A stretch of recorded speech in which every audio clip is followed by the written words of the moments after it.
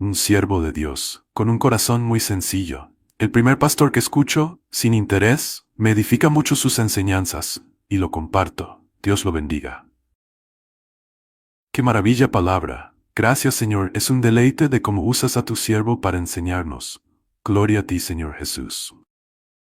Dios le continúe bendiciendo, Pastor J. Manuel Sierra. Me gozo escuchando sus enseñanzas. Hay pocos predicadores como Ud. Dios le siga usando para gloria del Señor y edificación del pueblo de Dios. Saludos desde Ñain. Italiana y de este hermano americano, pues me pidió que oráramos por ellos para que el Señor les mostrara el país al que tienen que ir ahora a servir al Señor. Ellos tienen, ya digo, mucha carga por los musulmanes. No sabían si irse a Marruecos a vivir, a Mauritania, o irse a lo mejor a Siria, sí, a jugarse la vida. Es un matrimonio que ya dice que ya son mayores, tienen 67 años cada uno, ya tienen a sus hijos y a sus nietos criados, y ellos dicen, mira, ahora nos queremos dedicar a servir al Señor evangelizando, pero claro, ellos saben que se despiden y probablemente nunca más vuelvan, porque no van aquí al sur a evangelizar, van a países donde si te pillan, te crucifican, te descuartizan, te queman vivo o te apedrean. Entonces, oremos para que el Señor les muestre exactamente el lugar al que tienen que ir. Por otra parte, decirles que lamentablemente se siguen cerrando iglesias prácticamente todas las semanas en el norte de Italia. Es una ley camuflada que dicen que no van en contra de la libertad religiosa, pero realmente es una guerra en contra de la iglesia. La última iglesia que cerraron, una iglesia de más de 400 personas, propiedad, la iglesia es propiedad, pero resulta de que ahora ha salido una nueva ley, cada mes cambian la ley, y resulta que ahora exigen que según el número de miembros tienen que tener el equivalente a plazas de aparcamiento. Es decir, ¿ustedes cuántos son? 100, pues tienen que tener 80 plazas de garaje. Son 200, tienen que tener 100 plazas de garaje. Claro, hermano, imagínense nosotros, por ejemplo, a nosotros nos cerrarían la iglesia. Entonces, por ahí te están pillando, que si la salida de emergencia, que no tiene plazas de aparcamiento, que si el vecino de arriba, que si no sé qué, no sé cuánto. Bueno, pues una iglesia la semana pasada, estando yo allí, la cerraron de 400 personas, propiedad, y que todavía la están pagando. Entonces, la situación está muy, muy complicada, los pastores están preocupadísimos, han ido a Roma a hablar con las autoridades, pero realmente es una situación muy, muy complicada, la que se está viviendo ahora mismo en el norte de Italia. Estuve predicando en otra iglesia del pastor Emanuel, un pastor ya muy mayor. Yo calculo que ellos tendrán que tener, tanto él como su esposa, 70 y pico de años, mínimo 70 años. Estuve en esta iglesia 3 días, jueves, viernes y sábado. Unos hermanos encantadores, gente buenísima. El tema es que no hay sustituto para este pastor. Ellos hablaron con el ayuntamiento porque resulta de que un día apareció muerto un señor y el alcalde pidió al pastor de esta congregación, pastor Emanuel, que si podía enterrarlo, porque nadie se hacía cargo de este hombre. Entonces él fue y lo enterró, hicieron ahí un funeral y tal. Entonces, como el alcalde se puso en contacto con él y le pidió este favor, él, armándose de valor y previa oración, fue un día y le dijo, yo a usted le he hecho un día un favor, yo ahora le pido a usted que me haga uno a mí. Necesito un local para la iglesia. Porque se estaban reuniendo en el sótano de su casa. Cada vez que yo iba a Italia, siempre se reunían en el sótano de la casa. Son gente muy mayor, tienen una casa preciosa. Y ellos sintieron hace años trabajar con gente de la calle. Fíjate, gente mayor, gente ya mayor, jubilados, pues comenzaron a ir por las calles a traer gente. Y claro, uno trae otro, llegaron a tener 70, ¿verdad? 70 personas en su casa, refugiados, musulmanes, drogadictos. Entonces, claro, como él tiene una casa en un barrio muy bonito de Milán, claro, si construían hacia arriba no le iban a dar permiso. ¿Qué es lo que hizo? Comenzó a cavar y venga a hacer huecos, como los topos, y venga a hacer agujero, y venga a hacer agujero. Al final tiene como 2 o 3 pisos hacia abajo y allí vivían 70 personas. Y bueno, ya ese ministerio, digamos que se acabó, él tiene ahora una congregación, pero el tema es que cuando este hermano deje el pastorado, que en algún momento tendrá que dejarlo, pues no hay en este momento nadie que ocupe su lugar. Pido, por favor, espero que se acuerden de las peticiones de oración que les estoy pidiendo. Entonces, hay una iglesia que en poco tiempo se puede quedar sin sin pastor, ¿vale? Entonces, por favor, oren también por esto, porque hay crisis en Europa, hay crisis de ministerios, hay crisis de pastores. Decirles que, como siempre, cuando se hacen reuniones especiales en esa o en cualquier otra iglesia a la que voy, siempre vienen gente de otras congregaciones y la verdad que, hermanos, hay que orar mucho porque evidentemente estamos, pero en los últimos tiempos. Hay hermanos que están sufriendo porque no reciben palabra, están en medio de enseñanzas extrañas y raras, y cuando van a cultos especiales donde escuchan pues una predicación, un estudio bíblico de la palabra del Señor, normal y corriente, pues se quedan muy impactados y orar, porque dice la Biblia, y es una profecía que se está cumpliendo, que en los últimos tiempos la maldad se multiplicaría, pero que en los últimos tiempos la gente tendría ganas. Bueno, la palabra que aparece en Timoteo es comezón de oír, ganas de oír, ¿verdad? Picazón de oído, dice el griego, ¿no? Les picaría, tienen ganas de oír, pero que se amontonarían, maestros conforme a sus propias concupiscencias y apartarían de la verdad a mucha gente. Y es lo que está pasando. Lamentablemente estamos viendo cómo hay mucha gente que llora por escuchar palabra de Dios. Y me venía en estos días esa historia, seguramente ustedes la conocerán, del libro del profeta Samuel, donde dice que en aquellos días escaseaba la palabra. ¿Se acuerdan ese versículo? En aquellos días escaseaba la palabra. No había palabra, no había revelación. El Señor le tiene que hablar a un niño, ese niño amonesta al sacerdote Elí. En fin, todos conocen la historia. Así que, queridos hermanos, hay tanto por pedir, tanto por clamar. La obra del Señor necesita urgentemente un renuevo espiritual. Este año, gracias al Señor, de los 6, hoy recibía una información muy buena sobre la cantidad de países que todavía no tienen la Biblia, ni una porción de la Biblia en su idioma. Leí hace un instante que hay más de 6.800 idiomas en el mundo, más de 6.800 idiomas. 600 y pico millones de personas todavía no tienen la Biblia, ni un versículo, nada, no tienen nada. Entonces el trabajo todavía es inmenso. Todavía hay lugares donde no se sabe quién es Jesucristo. Todavía hay lugares donde todavía no se conoce nada de la palabra de Dios. No tienen nada, absolutamente nada. Qué privilegio tan grande, amén, hermanos. Qué privilegio tan grande el poder tener nosotros una Biblia con diferentes versiones, tamaño grande, tamaño pequeño, de bolsillo, de no sé qué. Valoremos todas esas cosas. Y hablando de Biblia, yo quisiera leer en esta noche pues una porción que se tiene que leer en estos días. Mateo capítulo 2, quiero leer, porque yo sé que en estos días algunos por ahí dirán, bueno, pero Jesús no nació en diciembre. Es verdad, tienen razón, si no se queden sorprendidos cuando alguien te diga, pero bueno, Jesús no nació en el mes de diciembre. En diciembre hace mucho frío. Ayer me hablaba un hermano de Israel y me dice, oye, está haciendo mucho frío en Jerusalén. Claro, imagínense, la Biblia dice que los pastores estaban al aire libre cuidando las ovejas. Pero hombre, por favor, ¿cómo van a estar los pastores al aire libre en pleno mes de diciembre con frío, con nevadas tremendas que a veces caen en Israel? Evidentemente Jesús no nació en diciembre. Lo más probable que haya nacido entre los meses de septiembre y octubre, ¿vale? Esa es la pura realidad. Pero ¿qué más da? ¿Qué más da? Nosotros no estamos en cierto sentido adorando, haciéndole culto a un día. Nosotros lo que estamos es recordando, aunque hay que hacerlo todos los días, pero estamos recordando de una forma especial que nuestro Señor Jesucristo vino a este mundo a nacer, ¿sí o no? ¿Qué más da que naciera en octubre, en septiembre? ¿Cambia eso mucho la realidad? Dígame, ¿cambia mucho eso la realidad? Pues no.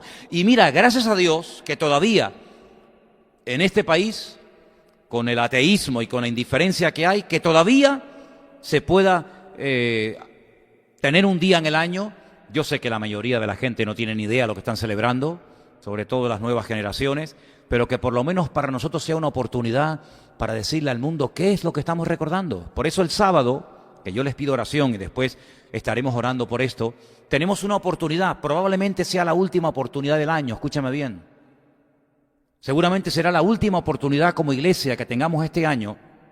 A título personal tenemos oportunidades todos los días, pero como iglesia tendremos el sábado a lo mejor la última oportunidad del año para poder invitar gente aquí para que vean algo diferente y que lógicamente después van a escuchar la palabra del Señor. Y que sepan que si en estos días estamos recordando el nacimiento de Cristo, aunque repito, no sea exactamente la fecha, ¿para qué vino? ¿Para qué vino? ¿Para qué tuvo que descender el Dios del cielo y venir a este mundo a morir por nosotros? Bueno, pues vamos a tener una oportunidad maravillosa para poder explicarlo, ¿sí? Vamos a leer en Mateo capítulo 2. ¿Lo tienen, hermanos? Mateo capítulo 2, vamos a leer a partir del versículo 1. Además lo tienen ahí en la pantalla para que ustedes puedan seguir la lectura. Dice que cuando Jesús nació en Belén de Judea, en los días del rey Herodes, vinieron del oriente a Jerusalén unos magos. Y dijeron, ¿dónde está el rey de los judíos que ha nacido? Porque su estrella hemos visto en el oriente y venimos a adorarle. Oyendo esto, el rey Herodes se turbó y toda Jerusalén con él. Y convocados todos los principales sacerdotes y los escribas del pueblo, les preguntó dónde había de nacer el Cristo, el Mesías. Ellos le dijeron, mira cómo sabían la respuesta, en Belén de Judea, porque así está escrito por el profeta. Y el versículo de Miqueas, concretamente el libro del profeta Miqueas, dice, y tú, Belén, de la tierra de Judá, no eres la más pequeña entre los príncipes de Judá, porque de ti saldrá un guiador que apacentará, que regirá a mi pueblo Israel. Entonces Herodes, versículo 7, llamando en secreto a los magos, indagó de ellos diligentemente el tiempo de la aparición de la estrella. Seguramente esa conversación tuvo que durar mucho tiempo. Y enviándolos a Belén, dijo, id allá y averiguad con diligencia acerca del niño. Y cuando la halléis, hacédmelo saber, para que yo también vaya y le adore. Mentiroso. Qué mentiroso. Siempre los políticos se han caracterizado por algo. Por ser mentirosos. Porque es mentira, él no iba a adorar al Señor.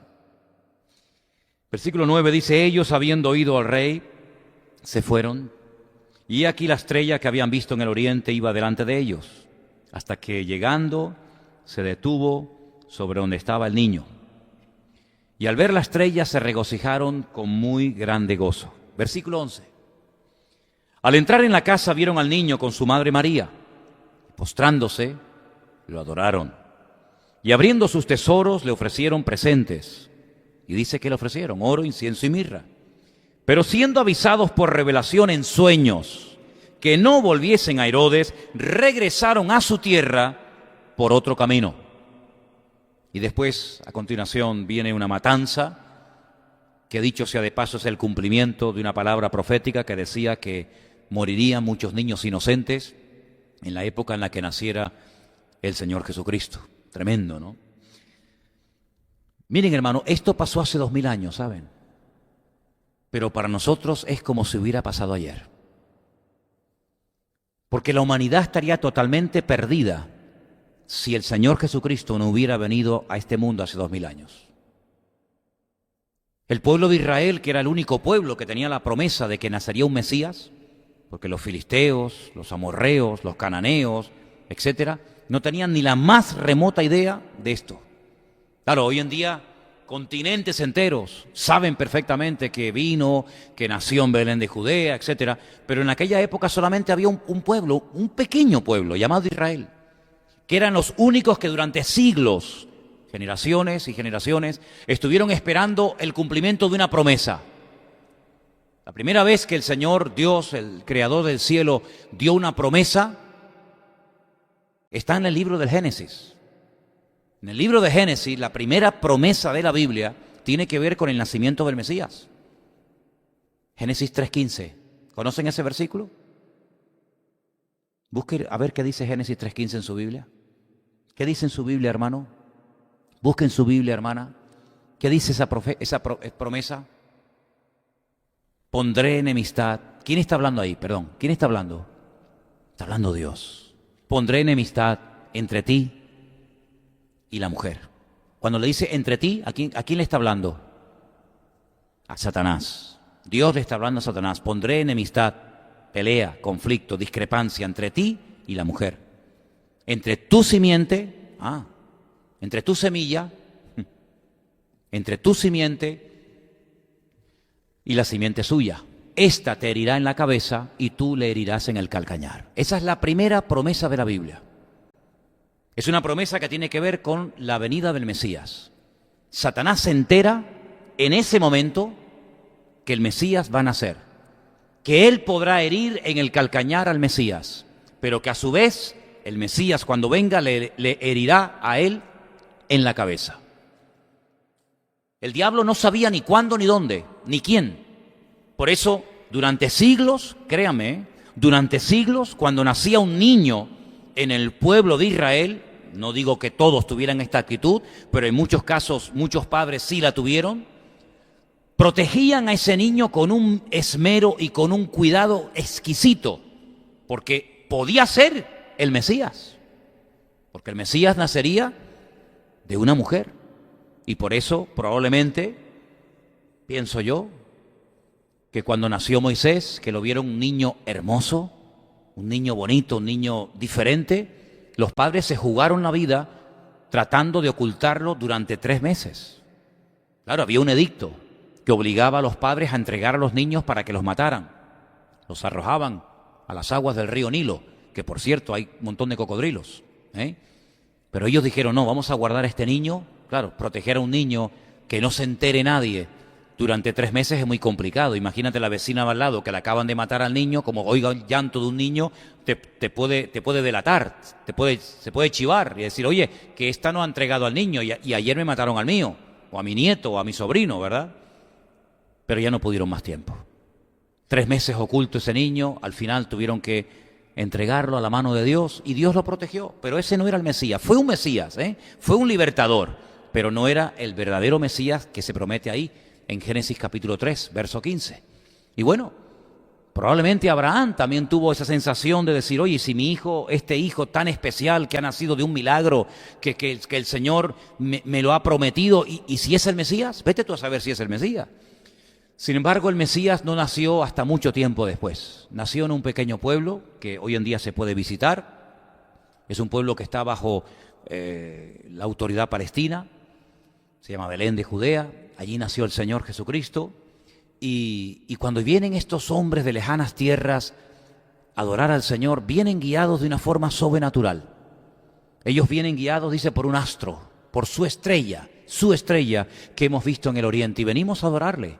Claro, ellos llegan al palacio del rey Herodes. Ahora, si ustedes van a Belén, a la entrada del pueblo de Belén, hay una montaña. Bueno, realmente hay como 2, pero una está cortada a la mitad, la otra está normal, pero la otra está como partida a la mitad. Y es que Herodes mandó que la cortaran, que la aplanaran, y en lo alto, esas cosas que le daban a los reyes de la época, que en lo alto le pusieran un palacio. Y ese lugar se llama el Herodión. Se puede visitar, aunque todavía está siendo excavado por los arqueólogos y tal, porque hay muchísimo para ver allí. Y claro, cuando ellos llegan de Oriente, entran y ven aquel enorme palacio y dicen, bueno, pues si este es el rey de Israel, este sabrá dónde habrá nacido el Mesías. Sin embargo, no tenía ni la más remota idea. Tiene que llamar a los eruditos, tiene que llamar a los que conocían la Escritura, y la respuesta fue perfecta. Bueno, las Escrituras, el profeta Miqueas concretamente, dijo que tenía que nacer en Belén de Judea. Bueno, pues si nació en Belén de Judea, tiene que estar por aquí. Vayan ustedes, díganme dónde está, cómo es el niño, y después yo voy también y lo adoro. Es falso, rotundamente falso. Herodes nunca fue a adorar a Jesús. Herodes lo que quería era matarlo, porque para él era un competidor. Claro, ahora tú imagínate, ponte tú en el lugar de Herodes, que lleguen estos personajes cargados con un montón de mercancía, no es que traían una cajita ahí ridícula, sino con camellos y tal, viajando semanas, meses probablemente, y que le digan al rey de Israel, ¿dónde está el rey? Vamos a ver, ¿cómo que dónde está el rey? ¿Lo tienes delante? No. ¿Dónde está el rey de los judíos? Porque su estrella hemos visto en el oriente. ¿Cómo se tuvo que sentir Herodes? ¿Creen ustedes que le hizo gracia que unas personas de lejanas tierras vinieran, se entrevistaran con él, vieran toda la pompa, el palacio, los criados, los sirvientes, los soldados, y que le digan ¿dónde está el rey de los judíos? Se tuvo que sentir fatal, no le tuvo que hacer ninguna gracia. Pero es que Herodes sabía perfectamente las Escrituras. Herodes era idumeo, era descendiente de Esaú, pero él conocía las Escrituras. Y él, sin darse cuenta, cumple con una profecía, lamentablemente no con la de ir a adorar al Señor, sino con aquella de matar a los niños en aquel tiempo. Si quieren la leemos, estamos en Mateo capítulo 2 y la profecía está en el versículo 18. El 2:18 es una profecía escrita por el profeta Jeremías. Voz fue oída en Ramá, grande lamentación, lloro y gemido. Raquel que llora a sus hijos y no quiso ser consolada porque perecieron. Entonces se cumplió otra profecía, otra más. Pero ¿cuántas tenían que cumplirse, hermanos? ¿Cuántas profecías tenían que cumplirse para decir, este es el Mesías y no aquel? Pues miren, aproximadamente unas 150. Y algunas de ellas mientras era niño. Otras mientras estaba crucificado. Otras mientras estaba muerto. Es decir, era prácticamente imposible, totalmente imposible que una persona dijera, bueno, yo me voy a aprender de memoria todas las profecías que se tienen que cumplir en la vida del Mesías para hacerme pasar por el Mesías. Era prácticamente imposible.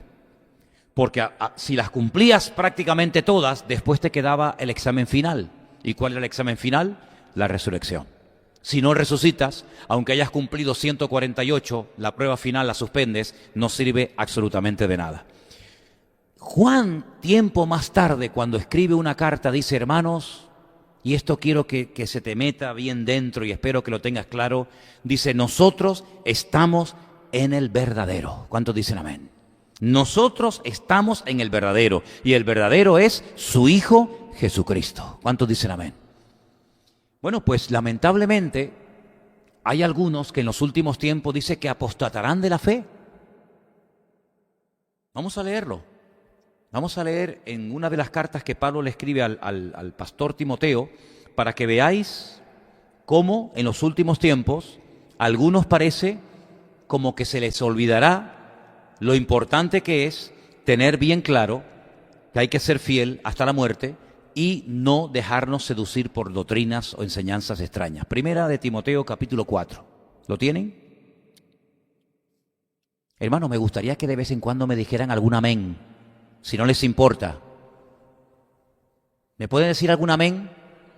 Gracias, hermano, les agradezco. Yo sé que me siguen muy atentamente, pero es que me voy a quedar dormido. Como están tan callados, me voy a quedar dormido. Primera de Timoteo capítulo 4 dice, el Espíritu dice claramente.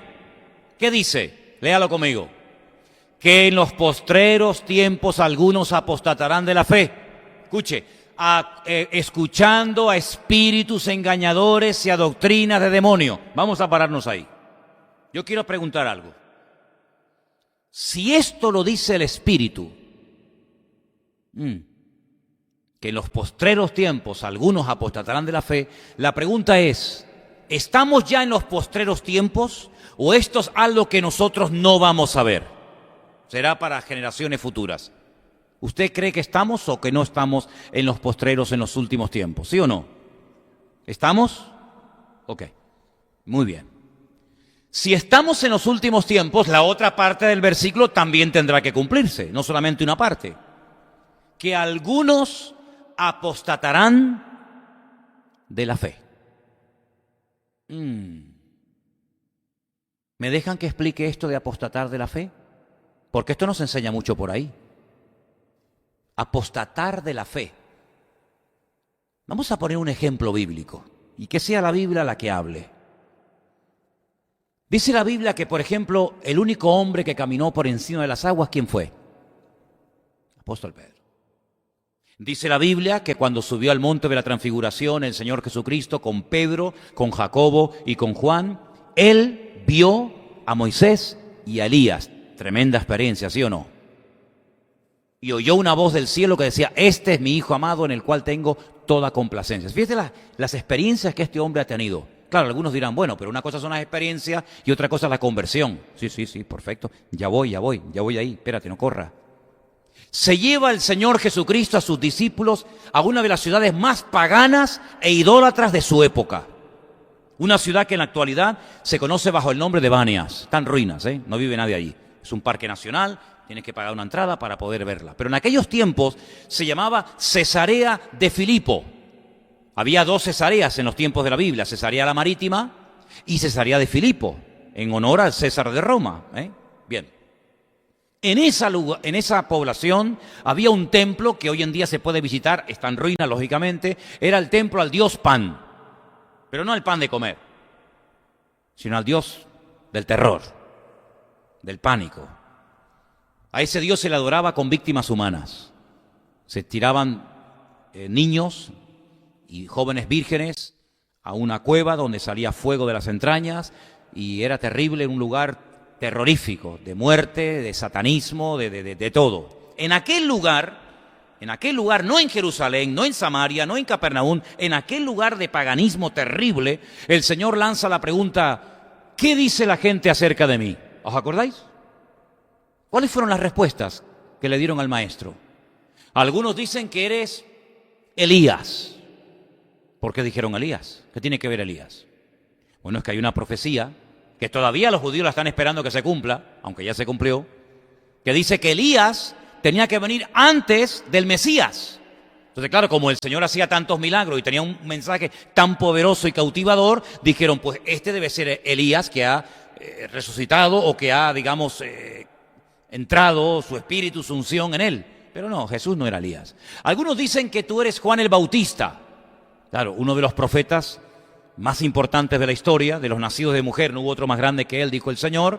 El profeta que comenzó a hablar 400 años después de un larguísimo periodo de silencio entre el Antiguo y el Nuevo Testamento. Ya lo habían matado, dice, bueno, pues será él, como los judíos creen en la reencarnación, todos, pues este será Juan el Bautista. Otros dicen Jeremías.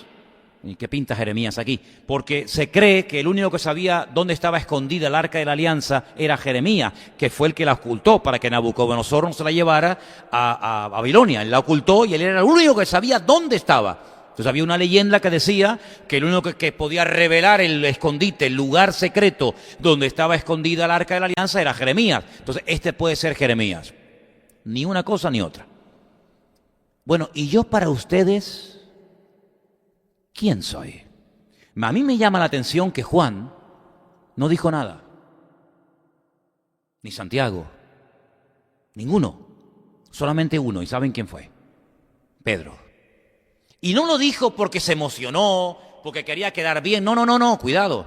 Cuando él dice, tú eres el Hijo del Dios viviente, tú eres el Mesías, y lo reconoce públicamente, el que me confiese delante de los hombres, yo le confesaré delante de los cielos. Porque con el corazón se cree con justicia, pero con la boca se confiesa para salvación. Él lo niega, él lo confiesa, y lo confiesa bien. Y todo el que invocare el nombre del Señor y el que confesare públicamente al Señor será salvo, ¿sí o no? Claro, es que hay que coger todo el paquete y no coger lo que nos interesa. Y el Señor Jesucristo dice algo tremendo, que nunca se lo dijo a nadie. Bienaventurado eres, Simón, hijo de Jonás, porque esto que acabas de decir no te lo reveló, no te lo enseñó papá, ni mamá, ni sangre, ni carne, sino que te lo reveló mi Padre que está en los cielos. Vamos, más claro, agua. Mira, si alguno era creyente, ese era Pedro, ¿sabes? Muy bien, días más tarde, ese Pedro, que es alabado públicamente por el Señor, cuando le dice el Señor, bueno, pues ahora que sabes quién soy, prepárate, voy a ir a Jerusalén y me van a matar y me van a crucificar y voy a morir, etcétera, etcétera. Pedro dice, de ninguna manera te acontezca esto.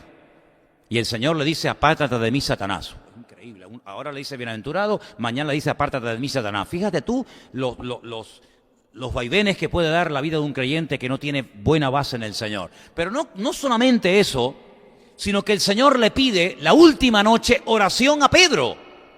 Sí, ya sé, también a Juan y a Santiago, ya lo sé. Pero estoy destacando la figura de Pedro. Pedro, Jacobo, Juan, esta noche orad por mí. Si no era creyente, porque algunos dirán, no, pues que no era creyente, ¿cómo le pide oración a un inconverso? ¿Tú crees que el Señor le va a pedir a un inconverso que ore por él? Por favor. Le pide oración a Pedro, le pide oración a Juan y le pide oración a Santiago, porque de los 12 eran, pues oye, pues no sé, los más comprometidos, los más santos, los más cercanos a él. Pero esa noche no solamente se le quedan dormidos físicamente, sino que espiritualmente también se quedó dormido Pedro. Y entonces dice que llegó a negar en varias ocasiones públicamente con voz audible al Señor. Ok.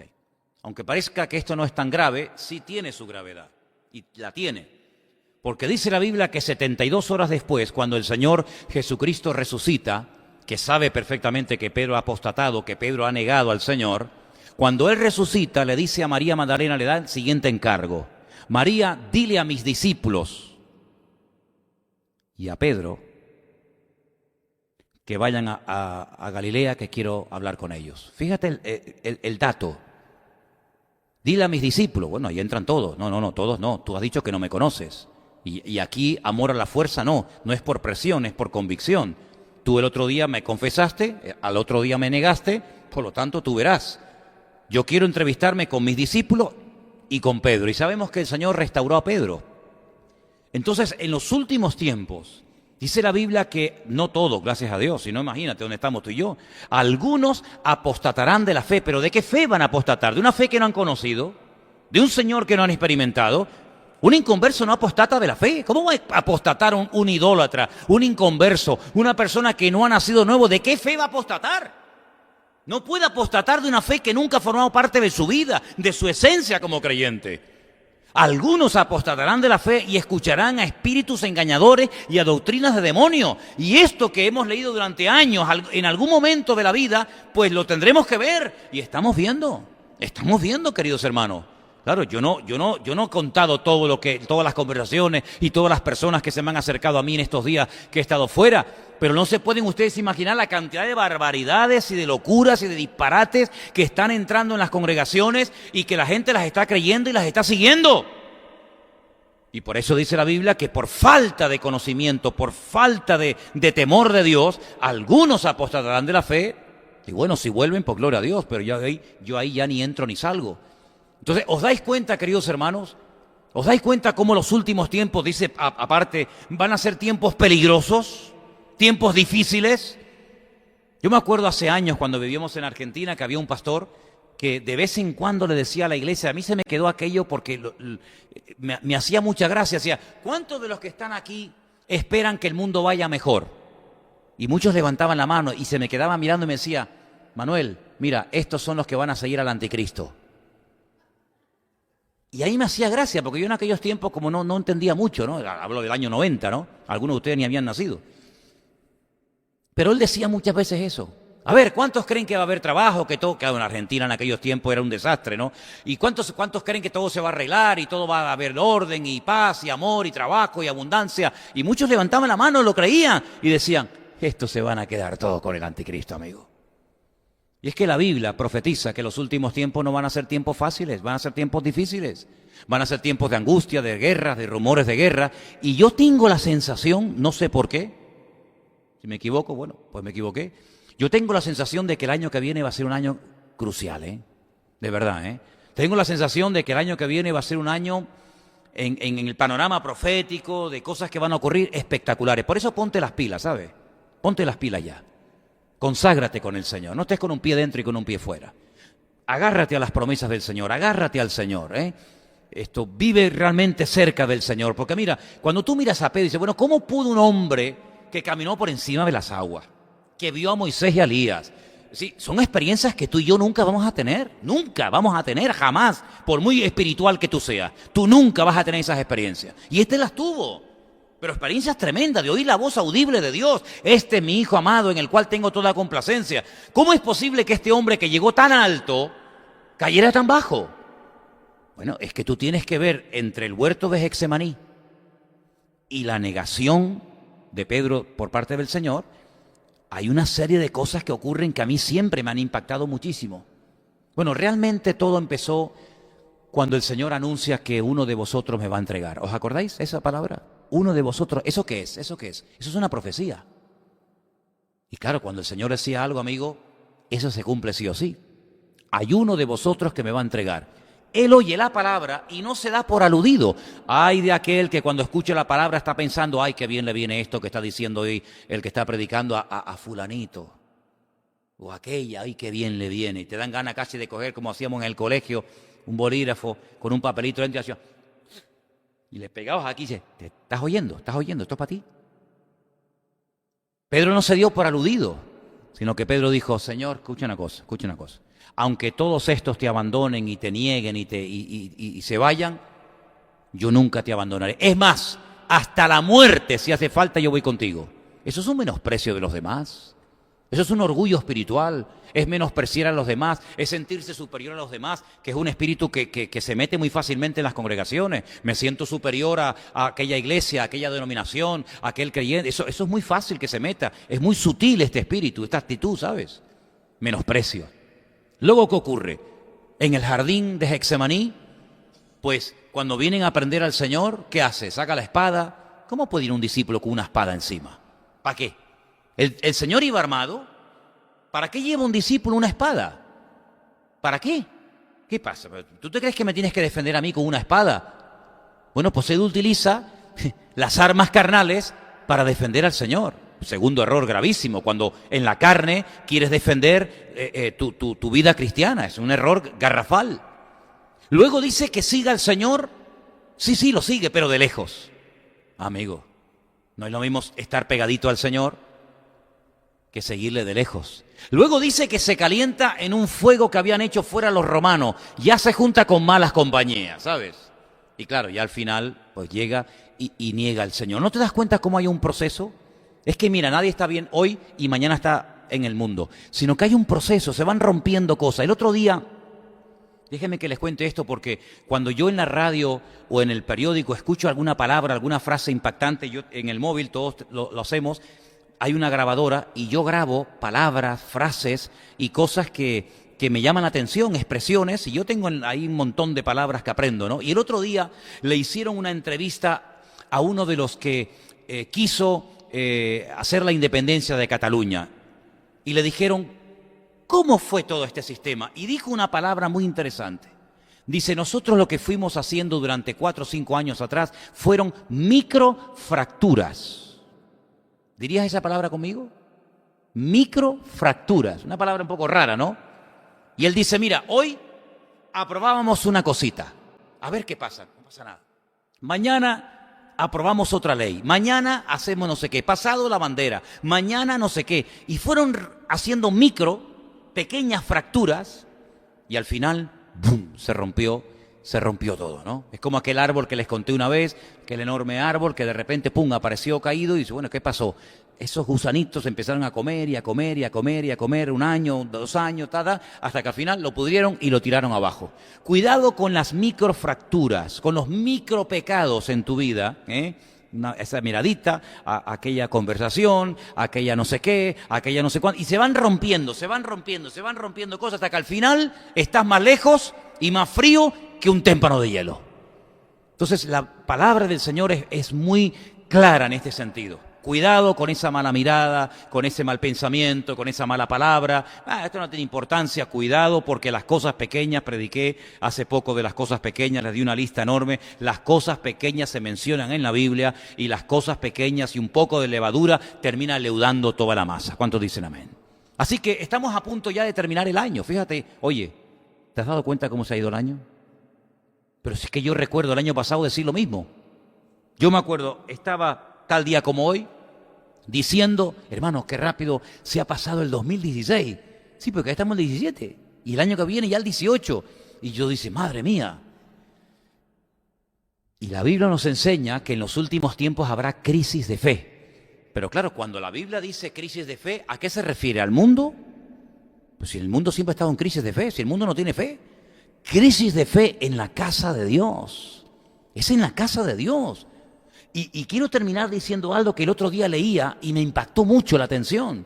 Cuando el Señor Jesucristo dice aquella famosa frase, venid a mí, los trabajados y cargados, que yo os haré descansar. ¿A quién le dirige esa palabra? Pues a los religiosos de la época, a los puntillosos, a los que eran capaces de diezmar del eneldo, del comino, de la menta, de las más pequeñas semillas, los que eran tan escrupulosos que dice la Biblia que colaban el mosquito y luego se tragaban el camello entero, ¿verdad?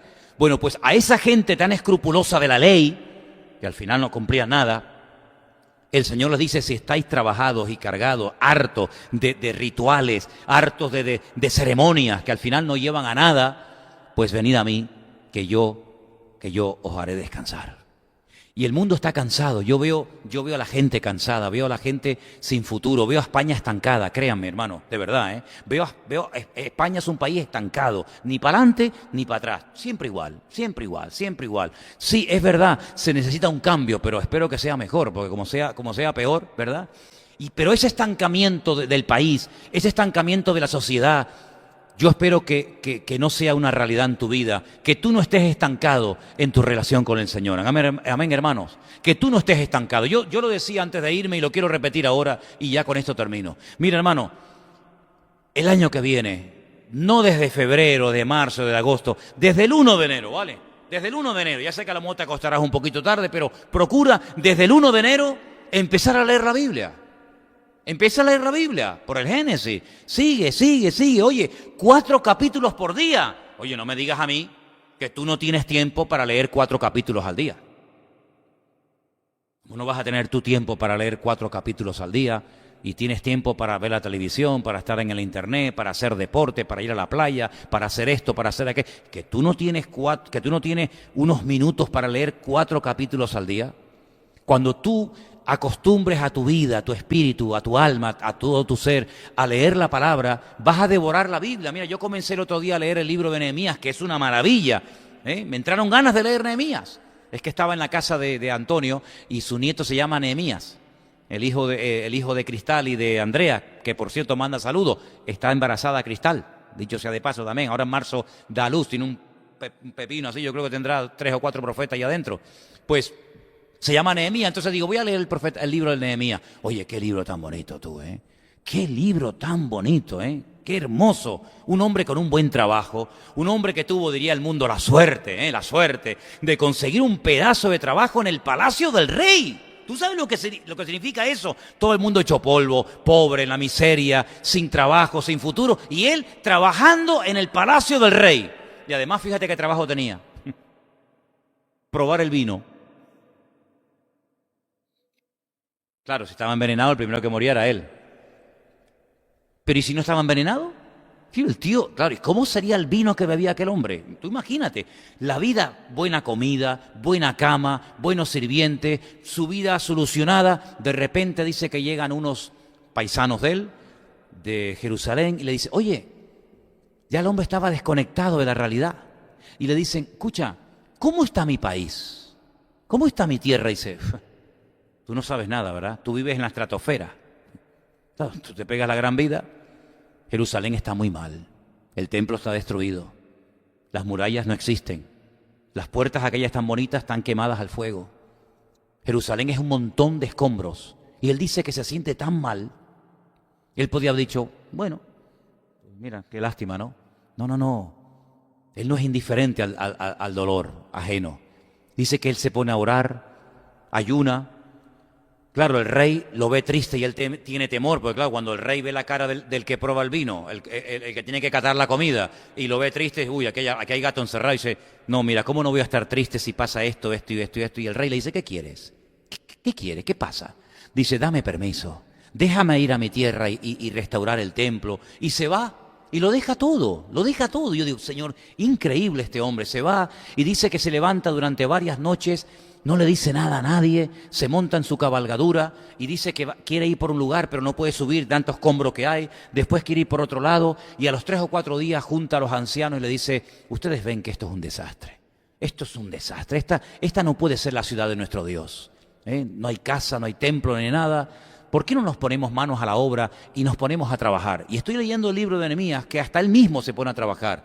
Y involucra a la gente, claro, no es fácil, hay enemigos, le vienen insultos, le vienen problemas de aquí, problemas de allá, tienen que trabajar con una mano en la espada, con otra. Pero él es un hombre que activa su fe y se pone a servir al Señor. Eso es lo que tenemos que hacer cada uno de nosotros. Claro, no tenemos que restaurar una muralla, no tenemos que levantar un muro, que todavía se puede ver parte de ese muro en Israel, no todo, pero parte, pero sí tenemos muchas cosas que hacer y es la obra del Señor, levantar el testimonio del Señor. Y mira, hermano, en estos días, oportunidad que se te presente para hablar del Señor, aprovéchala, porque es un momento especial, ¿sabes? Es un momento especial. Claro, nos han metido a toda costa al barrigón panzudo este de barba blanca y con el vestido rojo que arranca de los años 50 con el famoso anuncio de la Coca-Cola, y ya no se habla de los magos de Oriente, ya no se habla... Pero hermano, aprovechemos esta oportunidad, repito, aunque no sea, ¿sabe? Aunque no sea, pero da igual, que el mundo sepa que el sábado aquí vamos a tener algo diferente, que el mundo sepa para lo que vino el Señor.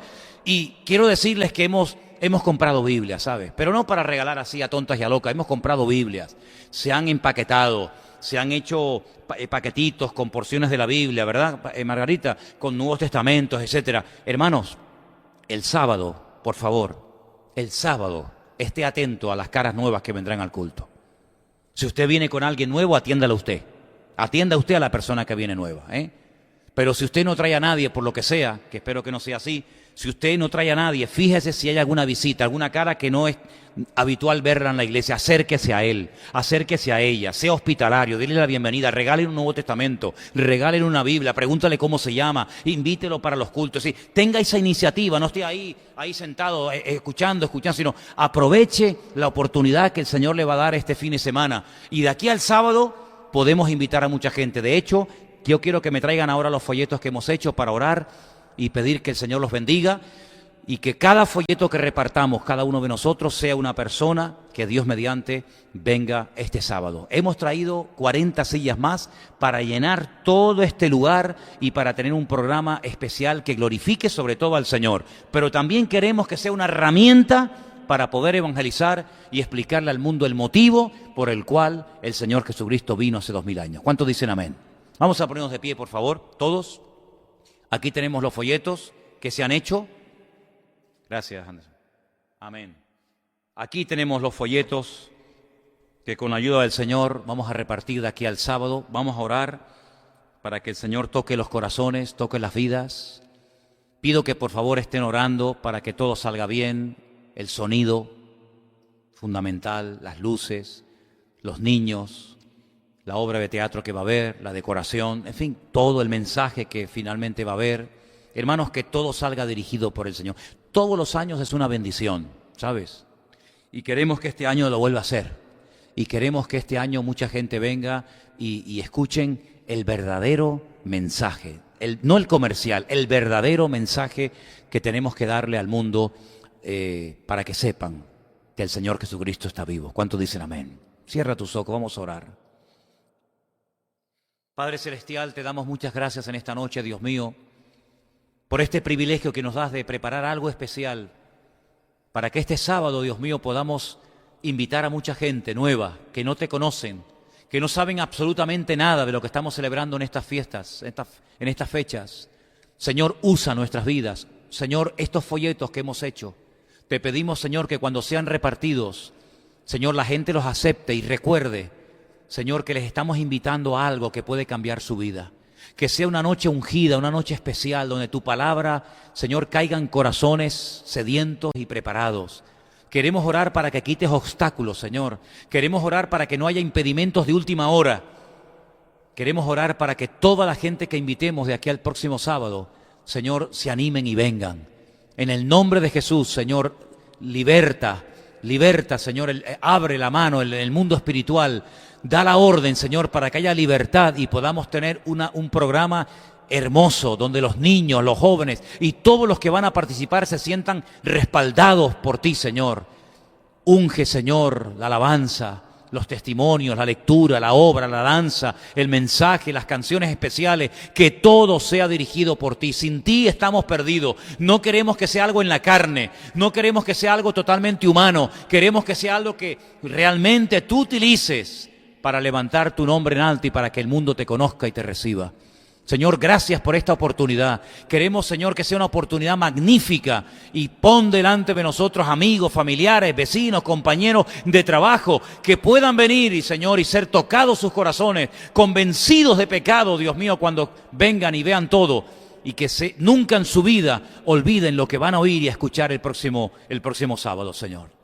Ponemos este programa en tus manos y confiamos y dependemos totalmente de ti, sabiendo que tú lo vas a bendecir y usar en el nombre bendito y poderoso de Jesús. Amén.